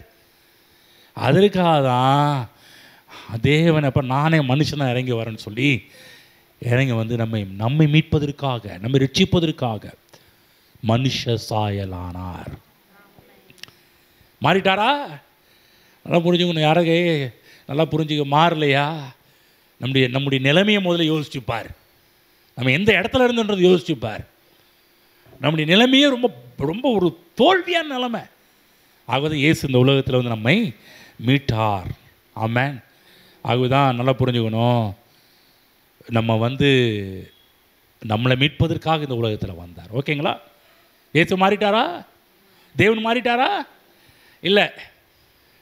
ஆகதான் நல்லா கிளியராக சொல்லிட்டார் எபிரேயருக்கு. நேற்றும் மாறல, இன்றைக்கும் மாறல, அவர் நாளைக்கும் மாற மாட்டார். ரெண்டாவது ஆட்சேபங்கள் என்ன சொல்கிறாங்க அப்படின்போது, தேவன் வேதத்தில் சில காரியத்தை செய்ய ஆரம்பித்த போது அதை செய்யாமல் வேறு காரியம் செஞ்சிட்டாரு. ஒரு காரியம் சொன்னார்ல, அதை செய்ய வேண்டியதானே? ஏன் மாறினாரு? ஏன் வேறு காரியத்தை செய்ய ஆரம்பித்தார்? நீங்கள் கர்த்தரை மாறாதவரும் சொல்கிறீங்களே, அப்படி இல்லைங்க, நாங்கள் சொல்கிற கர்த்தரை மாறிட்டாருன்றாங்க. வேதத்தில் ஒரு பல பகுதிகளை காண்பிக்கிறார்கள். இன்றைக்கி நம்ம அந்த பகுதிக்கு போக போகிறோம். ஓகேங்களா? முதலாவது ஆதியாகமம் 6ஆம் அதிகாரத்துக்கு போங்க. நானே படிக்கிறேன். ஆதியாகமம் 6ஆம் அதிகாரம். அங்கிருந்து ஒரு சில காரியத்தை காமிக்கிறேன், அப்புறம் சில பகுதிக்கு போவோம். ஆதியாகமம் 6ஆம் அதிகாரம் 7ஆம் வசனம். 5லேருந்து 7 படிச்சுட்டு 5க்கு போவோம். தாம் பூமியிலே மனுஷனை உண்டாக்குனதற்கு கர்த்தர் மனசாபப்பட்டார், அது அவர் இருதயத்துக்கு விசனமாய் இருந்தது. கவனிங்க, என்ன சொல்லிட்டாங்க? கர்த்தர் பாருங்க, அவர் மனசாபப்பட்டார், இந்த இடத்த வச்சு மாறிட்டார் அப்படின்ட்டாங்க. அவர் என்ன பண்ணிட்டாரு? உலகத்தை அழிக்க ஆரம்பிச்சிட்டாரு. எதுக்காக? கவனமாக கேளுங்க. மனுஷனுடைய அக்கிரமம் பூமியில் பெருகினது என்றும் அவனுடைய இருதயத்தின் நினைவுகள் தோற்றமும் நித்தமும் பொல்லாதது என்றும் கர்த்தர் கண்டு. புரியுதுங்களா? கர்த்தர் மாறல, கர்த்தர் மனம் திரும்பல, துக்கித்தார்னு போடப்பட்டிருக்குது, வருந்தினார் என்று போடப்பட்டிருக்குது. கர்த்தர் மாறல, மனம் திரும்பல என்று போடப்படவில்லை. ஆமென். கர்த்தர் மாறிட்டாரா? மனம் திரும்பிட்டாரா? அவர் காப்பாற்றுவேன், மக்களை ஆசீர்வதிப்பேன்னு சொன்னாரே, அந்த காரியத்தில் மாறிட்டாரா? மாறலைங்க. கரெக்டாக போயிட்டே இருக்கிறார். கரெக்ட் லைனில் போயிட்டே தான் இருக்கிறார். இங்கேயும் தேவனுடைய கிருபை அளவில்லாத அளவுக்கு இந்த இடத்துல பிரவாகித்து ஓடுறதை பார்க்குறோம். இந்த சம்பவத்தில் தேவனுடைய அளவில்லாத கிருபை நீங்கள் பார்க்க முடியும். நீ நினைக்கலாம் என்னங்க இந்த இடத்துல அழிக்க போனாலும் எத்தனை வருஷத்தை வாய்ப்பாக கொடுத்தாரு தெரியுங்களா? 120 வருடத்தை வெயிட் பண்ணார். அழிக்கணும்னு சொன்னால் என்ன பண்ணியிருக்கணும்? அப்பயே போட்டு தாக்கியிருக்கணும். என்ன பண்ணார்? எத்தனை வருஷம் கிரேஸ் தெரியுங்களா? கிருபை 120 வருடங்கள் கிருபையாக அவங்களுக்கு கொடுத்தார். அது மட்டும் இல்லை, ஒருத்தனை சாக விடாமல் காப்பாற்றிட்டே இருந்தார். பேர் என்ன? மெத்துசலாவை பாருங்க. ஏன்னா அவன் பேர் வைக்கும்போதே பேருக்கு அர்த்தம் என்னன்னா, அவன் சாகிறப்ப அது வரும், அவன் சாகிறப்ப அழிவு வரும். பேருக்கு அர்த்தத்தை பாருங்க. தீர்க்க தரிசனமாக வச்சுட்டாங்க. இவன் செத்தானா அப்போ எல்லாருடைய கண்டே அவன் சாகாத அளவுக்கு அவனை பாதுகாத்து வந்தாங்க. நான் சொல்கிறேன், மக்கள் பாதுகாத்தார்களோ இல்லையோ, தேவனே அவனை தள்ளி தள்ளி பைபிள்லேயே அதிகமாக உயிர் வாழ்ந்தவன் யாருன்னா இந்த மெத்துசலா தான். 969 வருடங்கள் உயிர் வாழ்ந்திருக்கிறான். அப்போ என்ன காரணம்? தேவனுடைய கிருபையை காமிக்க ஒருத்தனை காப்பாற்றுறாரு. இன்னொரு இடத்துல பார்த்தீங்கன்னா 120 வருஷம் அந்த இடத்துல இன்னும் கொஞ்சம் எக்ஸ்டெண்ட் பண்ணுறாரு, நோவாவை அனுப்பி. அது மட்டும் இல்லை, பாஸ்ட் பிரசங்கம் வேற பண்ணுறாரு. மனம் திரும்புங்க. கர்த்தர் மாறிட்டாரா? கர்த்தர் மாறல, மனுஷன் மாறிட்டான். அந்த இடத்துல என்ன நடந்துச்சு பார்த்தீங்கன்னா, ஒரு வேத வல்லுனர் வியாக்கியானம் பண்ணும்போது என்ன சொல்கிறாருன்னா, சுகர் பேஷண்ட்டுங்க, நீ நிறைய இடத்துல காலில் விரல் எடுக்கிறாங்க, கால் எடுக்கிறாங்க. எதுக்காக எடுக்கிறாங்க? அந்த சுகர் உடம்புல பரவி விடக்கூடாது என்பதற்காகவே விரலெல்லாம் எடுக்க ஆரம்பிக்கிறாங்க. அதேமாரி அங்கே ட்ரீட்மெண்ட் நடந்துச்சு அப்படின்றார். என்னதுங்க? இவன் இருந்து முழு உலகத்தையுமே நாசிமாக்க, அதாவது இந்த காலில் சுண்டு விரலையோ கட்டை விரலையோ ஏற்பட்ட சுகர் அப்படியே மேலே ஏறி உடம்பையே அழிச்சிடக்கூடாதுன்றதுக்காக காலை கட் பண்ணவே அங்கே கட் பண்ணிட்டார் அப்படின்றாங்க. எவ்வளோ நல்லவர், நல்ல டாக்டர், நல்ல மருத்துவர் நம்முடைய தேவன். அப்போ நல்லா புரிஞ்சவனு, கர்த்தர் மாறிட்டாரா? கர்த்தர் மாறல, மனுஷன் மாறினதுனால தேவனுடைய பிரமாணம் செயல்படுகின்றது. இன்னொரு காரியம், யாத்திரை 32ஆம் அதிகாரம் போங்க. யாத்திரை 32 இந்த இடத்த வச்சு என்ன பண்ணிட்டாங்க? அவர் மாறிட்டாருன்றாங்க. கிடையாது. 32:14 வசனம். அப்பொழுது கர்த்தர் தமது ஜனங்களுக்கு செய்ய நினைத்த தீங்கை செய்யாதபடி பரிதாபம் கொண்டார். மாறிட்டாரு. தேவன் சொன்னதை அழிக்காமல் மாறிட்டார். ஏன் பண்ணாரு? மாறிட்டாரா? மாறல. இங்கேயும் தேவனுடைய பிரமாணம் செயல்பட்டுருக்குது. அதுக்கு முன்னாடி ஜெபம் என்ற ஒரு காரியம். மோசஸ் இந்த மக்களுக்காக தேவ சமூகத்தில் நின்னதுனால் ஏற்பட்ட ஒரு மிகப்பெரிய ஒரு காரியம். இங்கே கூட கர்த்தர் மாறல. நல்லா கர்த்தர் மாறல, மனுஷன் மாறினா. அதனால தேவன் சொன்ன பிரமாணங்கள் அங்கே செயல்பட்டு கொண்டிருக்கு. பாருங்கள், கவர்மெண்ட்டு ஒரு சட்டத்தை ஏற்றுறாங்கன்னு சொன்ன உடனே அந்த சட்டத்தில் சிஎம் மாறிட்டாருன்னு அப்படி கிடையாது. அவர் சட்டம் ஒர்க் அவுட் ஆகி நடந்துக்கிட்டு இருக்குது. அவ்வளோதான். நம்ம கரெக்டாக ஃபாலோ பண்ணால் சட்டம் தன் கடமையை செய்யும் அப்படின்ற மாதிரி. சட்டம் தன் கடமையை நல்லதாகவும் செய்யும், கெட்டதாகவும் செய்யும். ஒழுங்காக போனோம்னு நல்லது செய்யும், ஒழுங்காக போகலன்னா சட்டம் தன் கடமையை செய்யும் சொல்கிறாங்கல்ல. அதே மாதிரி தான் தேவன் பிரமாணங்கள், வார்த்தை என்ற பிரமாணங்களை வச்சுட்டார். இப்போ இந்த வார்த்தை என்ற பிரமாணத்துக்கு ஒருத்தர் ரெஸ்பான்ஸ் பண்ணுறாரு. மோசஸ் ஜெபம் பண்ணுறார். ஜெபம் மிகப்பெரிய ஒரு அழிவிலிருந்து அவங்கள காப்பாற்றி இருக்கிறது. அதே போல் தான் 1 சாமுவேல் 15க்கு போவோம். இந்த இடத்தெல்லாம் காமிச்சு கர்த்தர் மாறிட்டாருமோ, கர்த்தர் மாறல என்பதை நன்றாக புரிந்து கொள்ள வேண்டும். 1 சாமுவேல் 15:35 அங்கே இருந்தும் காண்பிக்கின்றேன். சவுல் மரணமடையும் நாள் மட்டும் சாமுவேல் அப்புறம் அவனை கண்டு பேசவில்லை. இஸ்ரவேல் சவுலை ராஜாவாக்கினதற்காக கர்த்தர் மனஸ்தாபப்பட்டது நிமித்தம் சாமுவேல் சவுலுக்காக துக்கித்து கொண்டிருந்தான். கர்த்தர் மனஸ்தாபப்பட்டது நிமித்தம் என்று ஒரு வார்த்தை வந்திருக்குது. ஆகவே என்ன பண்ணுறாங்க? கர்த்தர் பாருங்க, அவர் மாறிட்டாருங்க, மனஸ்தாபப்பட்டுட்டாருங்க. அவர் தானுங்க சவுலை ராஜாவாக்குனாரு. உண்மையை சொல்ல போனால் சவுல் என்ற ஒருத்தனை கர்த்தர் ராஜாவாக்குறது தேவ திட்டம் இல்லை. கவனிச்சிங்களா? சவுலை கர்த்தர் ராஜாவாக்குனார். ஆனால் சவுலை ஏன் ராஜாவாக்குனாரு? ஏங்க இந்த ஜனங்கள் வந்து நச்சரிச்சாங்க. இந்த ஜனங்களுடைய தொல்லை தாங்க முடியல.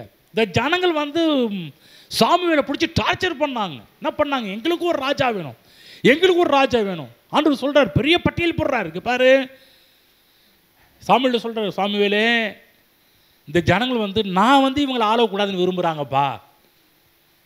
அது மட்டும் இல்லை, ஒரு ராஜான்னு ஒருத்தன் வந்தால் என்னென்ன பண்ணுவான் எல்லாவற்றையும் சொல்லிட்டார்.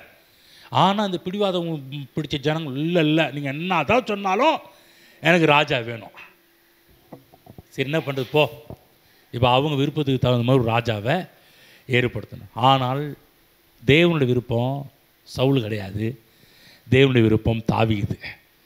ஆமென். அப்போ தாவீது வர வரையிலும் சவுல் ராஜாவாக இருக்க வேண்டிய நிலைமை ஏற்பட்டது. இப்போ சவுல் இப்படி பண்ணது தேவன் அதை குறித்து ஃபீல் பண்ணாரே ஒழிய தேவன் மாறிட்டாரா, அவருடைய குணத்தில் மாறிட்டாரா என்று பார்த்தால் தேவன் மாறவில்லை. யோனா புஸ்தகம் போ 3ஆம் அதிகாரம். யோனா 3ஆம் அதிகாரம். இந்த மனஸ்தாபப்படுறார் என்ற எல்லா இடத்துலையுமே ஜனங்கள் சொல்கிற ஒரு காரியம், கர்த்தர் மாறினார்னு சொல்கிறாங்க. ஆனால் தேவன் மாறவில்லை என்பதுதான் உண்மை. இன்னும் நிறைய பேசுவோம், வரக்கூடிய நாட்கள் நிறைய இதெல்லாம் எடுத்து பேச போகிறேன். இன்றைக்கி கொஞ்சம் மேலோட்டமாக சில விஷயங்களை பேசிகிட்டு இருக்கிறேன். யோனாவின் புஸ்தகம் போவோம், 3ஆம் அதிகாரம் 10ஆம் வசனம். அவர்கள் தங்கள் பொல்லாத வழியை விட்டு திரும்பினார்கள் என்று தேவன் அவர்களுடைய கிரியைகளை பார்த்து தாம் அவர்களுக்கு செய்வேன் என்று சொல்லியிருந்த தீங்கை குறித்து மனஸ்தாபப்பட்டு அதை செய்யாதிருந்தார். சொன்னாரு, செய்யல. இந்த ஜனங்களை அழிப்பேன்னாரு, அழிக்கல. அப்போ என்ன சொல்லியிருந்தா மாறிட்டார். பார்த்தீங்களா, அவர் சொன்னதை செய்ய வேண்டியதானுங்க. ஆனால் இந்த இடத்துல என்ன பண்ணாரு, சொன்னதை செய்யாமல் போய் அவங்கள அழிச்சிட்டாரு. அப்போ தேவன் மாறினாரா இல்லையா? இப்போ யாராவது உங்கள்கிட்ட போய் கேட்டால் என்ன பண்ணுவீங்க? தேவன் மாறினாரா இல்லையான்னு கேட்டால் என்ன பண்ணுவீங்க? ஆமாம், தேவன் மாறிட்டாரு. தேவன் சொன்னார்ல. யோனாவுக்கு கூட இந்த சத்தியம் புரியல. அவனுக்கு என்ன சத்தியம் புரியல? இவன் ஏன் வந்து யோனா தரிசிச்சு கப்பல் ஏறி போனான்னா, இந்த ஆண்டவர் இப்படிதான்யா சொல்லுவார், கடத்தில் செய்ய மாட்டார். அவன் என்ன தாட்டு, கர்த்தர் வந்து மாறுறவர்ன்ற தாட்டு. இவர் சொல்லுவார், அப்புறம் என்ன பண்ண, அழிக்க மாட்டார் அப்படின்னு. கொஞ்சம் யோசிச்சு பாருங்கள், மக்கள் இதையும் காண்பிக்கிறார்கள். தேவன் ஒன்றை செய்ய நினைத்து மாறிவிட்டார் என்று சொல்கிறாங்க. திரும்ப சொல்கிறேன், தேவன் பொய் சொல்ல தேவன் ஒரு மனிதன் அல்ல. மனமாற அவர் ஒரு மனுபுத்திரன் கிடையாது. அவர் சொல்லியும் செய்யாதிருப்பாரோ, வசனித்தும் நிறைவேற்றாதிருப்பாரோ. நம்ம நல்லா புரிஞ்சுக்கணும். வேதம் தேவன் ஒரு இடத்துல இப்படிப்பட்ட ஒரு இன்னொரு இடத்துல வேறு மாதிரி வருதுன்னா என்ன அர்த்தம்னா, தேவன் 2 விதிகளின் அடிப்படையில் செயல்படுகிறார் என்ற அர்த்தம். கீழ்ப்படுகிறவர்களுக்கு பலனளிக்கிறார், கீழ்ப்படியாதவர்களுக்கு தண்டிக்கிறார். இதுதான் விஷயமே. இது பிரமாணம். எப்படி சட்டம் இந்த உலகத்தில் சட்டம் ஒழுங்கு இருக்கிறதுனால எல்லாம் சிஎம் பண்ணுறாருன்னு சொல்ல முடியாது, எல்லாம் முதலமைச்சர் பண்ணுறாருன்னு சொல்ல முடியாது. சட்டம் தன் கடமையை செய்து கொண்டிருக்குது இல்லையா? முதலமைச்சர் செய்யலை. இப்போ முதலமைச்சர் செஞ்சார்னு யாராவது போய் முதலமைச்சர் மேலே கேஸ் போட முடியுமா? போட முடியாது. சொன்னால் யாராவது இப்போ இந்த தமிழ்நாட்டில் இருக்கிற எல்லாத்துக்கும் முதலமைச்சர் மேலே கேஸ் போட முடியுமா? எது கேஸ் எடுத்துக்கொள்ள முடியுமா? அவர் மேலே பர்சனல் வழக்கு இருந்தால் அதை போடலாம் வந்து. ஆனால் மற்ற சட்டத்துக்கு அவர் மேலே கேஸ் போட முடியாது. அவர் சொல்லுவார், சட்டம் தன் கடமையை செய்து, ஒரே வார்த்தையில் முடிச்சோம், சட்டம் தன் கடமையை செய்துப்பா, அவ்வளோதான்ட்டு போயிட்டே இருப்பார் வந்து. அதே போல் தான் இங்கே மாறல. பிரமாணம் அதனுடைய வேலையை செஞ்சிட்டு இருக்குது. பிரமாணம் பாஸ்ட்னு பார்க்காது, பிரமாணம் விசுவாசின்னு பார்க்காது, பிரமாணம் ரட்சிக்கப்படாதவன் பார்க்காது, பிரமாணம் ரட்சிக்கப்பட்டுன்னு பார்க்காது. பிரமாணம் எல்லாருக்குமே வேலை செய்யும். கர்த்தர் கரெக்டாக பிரமாணம் என்ற ஒன்றை உருவாக்கிட்டு, இது ரெஸ்பெக்ட், இதுக்கு மதிப்பு கொடுத்தேன்னா இது கீழ்ப்படினா பிரமாணம் உனக்கு ஹெல்ப் பண்ணோம், கீழ்ப்படினா பிரமாணம் உன்னைய சாகடிக்கும். அப்போ என்னன்னா, கர்த்தர் மாறல, மனிதனின் மாற்றத்தின் அடிப்படையில் கர்த்தர் செயல்படுறார். நல்லா கவனமாக கேளுங்க. இப்போ படித்த எல்லா இடத்துலையுமே எதின் அடிப்படையில் கர்த்தர் செயல்பட்டு இருக்கிறார். கர்த்தர் மாறிட்டார். கர்த்தர் மாறல, மனிதனுடைய மாறுதலின் அடிப்படையில் கர்த்தர் எதங்க செயல்படுறாரு. கர்த்தர் மாறிட்டார்னு சொல்ல முடியாது. பாருங்க, யோனா இந்த மக்களையே வெறுத்தார். இந்த மொரட்டாட்டம் பிடிச்ச மக்கள், செத்தா சாவட்டியா உடியா ஏயா இது பண்ணுற, அந்த மக்களை போய் பிரசங்கம் பண்ணாங்க. அந்த மக்களை பற்றி எனக்கு தான் தெரியும், அந்த மக்கள் யார் எனக்கு போட்டு நரகத்துக்கு போட்டு கேடு கட்டு போனா. சில பேர் சொல்லுவாங்களே வீட்டில், வீட்டில் அது கேடுகிட்டு போனால் எனக்கு என்ன? ஹலோ, இன்னும் யாரும் சொல்லவே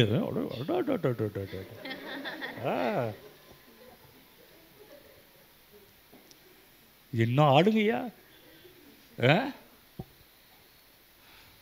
யார் போனா என்ன, யார் வந்தா என்ன, யார் கேடுகிட்டு போனா என்ன, யார் கீழே விழுந்தா என்ன, அதை எல்லாரையும் சொல்லலை, எல்லாரையும் சொல்லலை, ஒரு சிலர். ஓகேங்களா? ஹலோ, இப்போ யோனாவுக்கு செம்ம காண்டு, செம்ம இது. என்ன சொல்கிறாரு? நீ போய் சொல்லு, பிரசங்கம் பண்ணுன்றார். பிரசங்கம் பண்ணலை. கர்த்தர் பாருங்க, அங்கே கூட யோனாவின் மேலும் கிருபையாக தான் இருக்கிறாரு, ஜனங்கள் மேலும் கிருபையாக இருக்கிறார். தேவன் வந்து பார்த்துங்க, நோவாவின் காலகட்டத்தில் கூட நல்லா புரிஞ்சுக்கங்க, தேவன் ஜனங்களை அழிக்கணும் கொஞ்சம் கூட நினைக்கவே இல்லை. ஜனங்களை காப்பாற்ற வேண்டும் என்று சொல்லுவாங்க. 120 வருஷம் வெயிட் பண்ணுறாருங்க. அழிக்கணும்னு தேவன் அழிக்கணும்னு நினச்சா அவரா அந்த கண்டே பஸ்பமாக்கியிருக்கலாம், போட்டிருக்கலாம். தேவன் போட்டாரா? இல்லை. என்ன பண்ணார்? 120 வருடங்க. இந்த இடத்துல கூட அப்படி தான். என்ன பண்ணுறாரு? தேவன் நினிவே பட்டணத்தை அழிப்பது தேவ திட்டம் அல்ல. அசீரியர்களை அழிப்பீங்களா? எங்க அசீரியர்கள் யாரு? ஏங்க அவன் சாதாரண ஆள் இல்லைங்க. எவ்வளோ வேலை பண்ணா தெரியுமா அசீரியன்? நம்ம நினைக்கலாம் அவன் இப்படி பண்ணிட்டான் அப்படி பண்ணிட்டான். இல்லை, அவன் செத்தே ஆகணும். யோசிச்சு பார்த்தா இந்த அசீரியர்கள் இஸ்ரவேலர்கள் பண்ண துரோகம் அப்படி, அட்டூழியம் அப்படி. ஆனால் அந்த ஜனங்கள் மேலே கூட கடவுள் எவ்வளோ பிரியமாக இருக்கிறாருன்றதை காமிக்கிறார். அவர்களும் அவருடைய பிள்ளைகளாக வர வேண்டும் என்பதற்காக தான் பிரசங்கம் பண்ண சொல்கிறார். நம்ம ஆள் பிரசங்கியார், நான் போக மாட்டேன், நான் பிரசங்கம் பண்ண மாட்டேன், சாகிட்டு எப்படி வச்சு பண்ணான், நீங்கள் வச்சு பண்ணுங்க ஆண்டவரே அவனை அப்படின்னு இவன் போகிறான். வந்து தேவன் பாருங்க, இவன் தப்பிச்சு போயிட்டுருக்கிறான். மிகப்பெரிய புயல் வருது.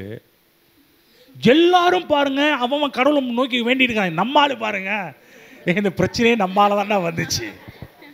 எவ்வளோ அசால்ட்டாக இருக்கிறான். என்னப்பா பண்ணுறீங்க? இல்லைங்க, என்ன யோனா உனக்கு கவலையே இல்லையா? அது ஒன்றும் இல்லையா? இதுக்கு ஒரே தீர்வு. என்ன தீர்வு? என்னையை பிடிச்சி கடலில் போடுங்க. என்னையை போட்டிங்கன்னா கடலும் கப்பலும் சேதம் இருக்காது, கடலுக்கும் எந்த பிரச்சனையும் வராது, இது பிரச்சனைக்கு ஆசாமியே நாதாயா அப்படின்னாரு. யோசிச்சு பாருங்க.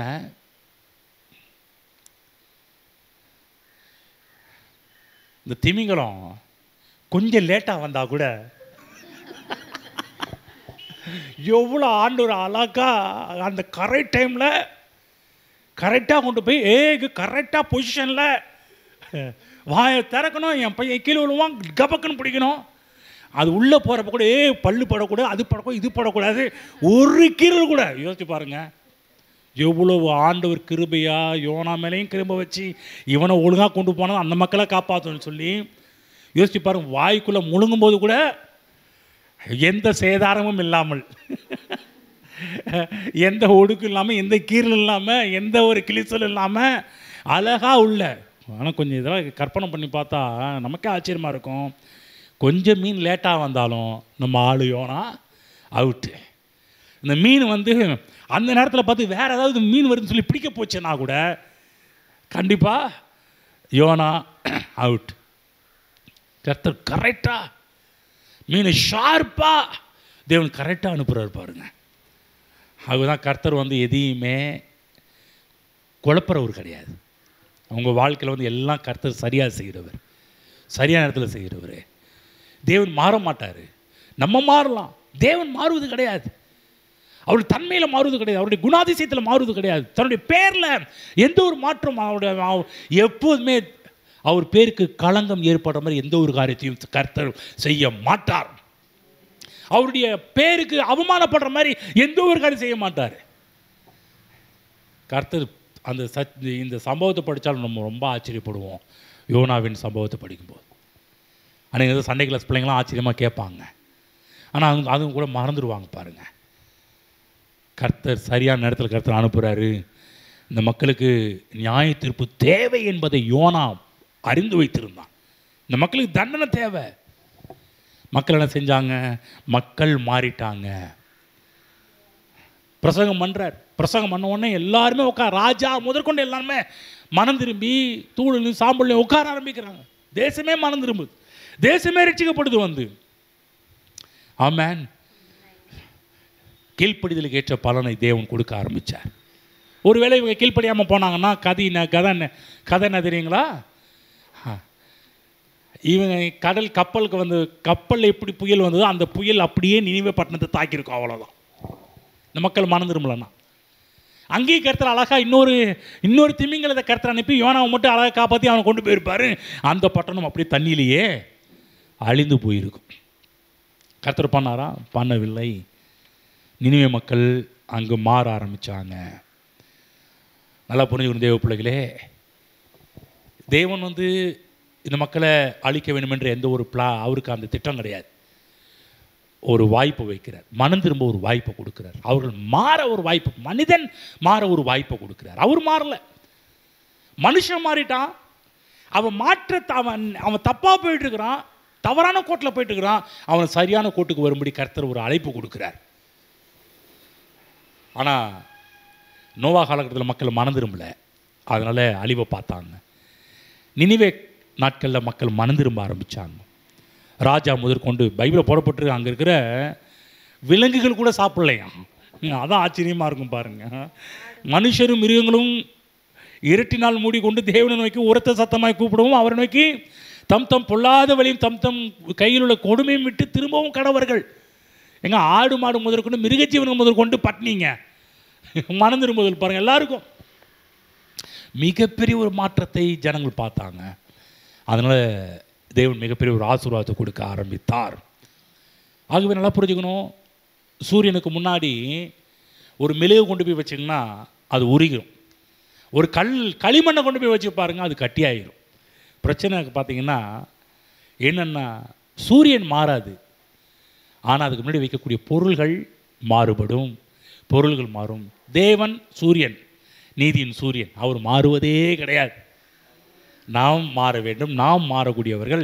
அதே போல தான் தேவனுக்கு முன்பாக பாவியாக இருந்தால் தண்டிக்கப்படுவான். ஆனால் அந்த பாவி கர்த்தராகிய இயேசு கிறிஸ்து ஏற்றுக்கொள்ளும் போது இரக்கம் பெற்றுக்கொள்ளுவான். நம்ம இரக்கத்தை பெற்றிருக்கிறோம். தேவன் மாறாதவர். நான் கர்த்தர், நான் மாறாதவர். 3 காரியங்களை பார்த்தோம். 4வது காரியம் அடுத்த வாரத்தில் பார்ப்போம். இந்த மாறாதவர் என்ற சத்தியம் நமக்கு எப்படி பிரயோஜனப்படுகிறது. முதல் மாறாதவருடைய வசனத்தை பார்த்தோம். 2வது என்ன பார்த்தோம் என்றால், மக்கள் வந்து வைக்கின்ற அதாவது வேறுபாடு என்ன என்பதை பற்றி பார்த்தோம். 3வது கேள்வி, கர்த்தர் மாறிட்டார்னு சொல்லக்கூடிய காரியத்துக்கு 2 காரியத்தை பார்க்க ஆரம்பித்தோம். 4வது, இதனால் நமக்கு என்ன, கர்த்தர் மாறாதவர் என்பதால் நமக்கு என்ன நடக்குது, நமக்கு என்ன பெனிஃபிட், நமக்கு என்ன லாபம். அடுத்த வாரம் பார்ப்போம். எழுந்து நிற்போம்.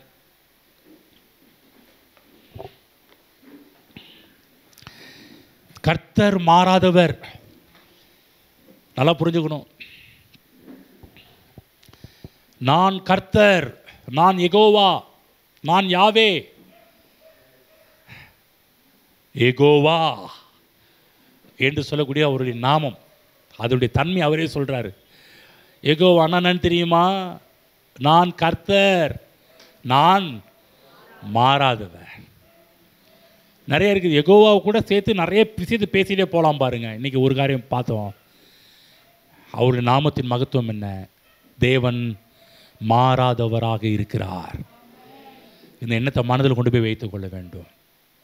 நாம் மாறலாம், தேவன் மாற மாட்டார். சூழ்நிலைகள் மாறலாம், தேவன் மாற மாட்டார். அவர் கொடுத்த வாக்கு தத்தங்கள் நிச்சயம் நிறைவேறும். ஆமென். அதான் எனக்கு வந்து என் வாழ்க்கையில் பூஸ்டிங் கொடுக்குறதே. தேவன் சொன்னார்னா நிச்சயம் என் வாழ்க்கையில் செய்வார். அவர் மாறாதவர். இப்போ நான் என்ன பண்ணணும்?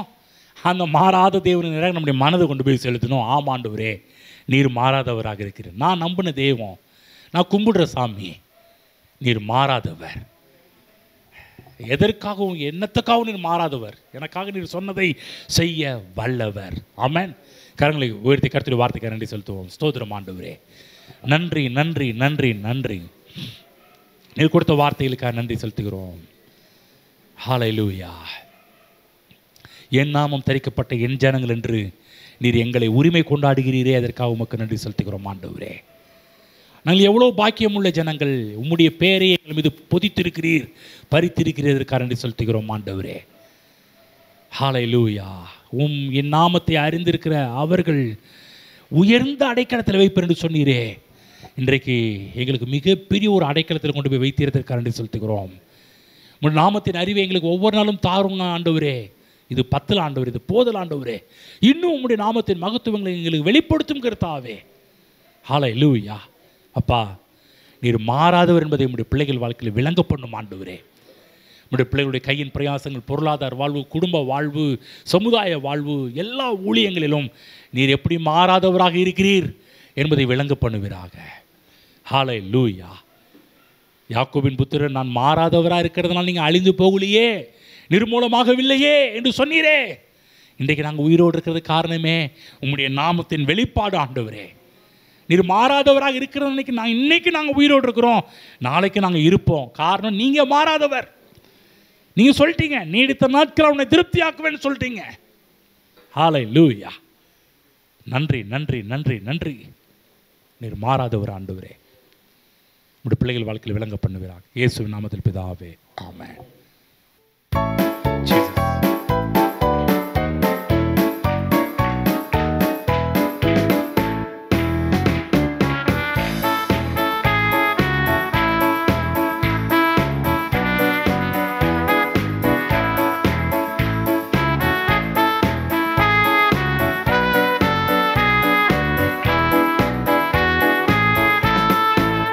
இயேசு கிறிஸ்து மாறாதவரே, மாறாதவரே, மாறாதவரே.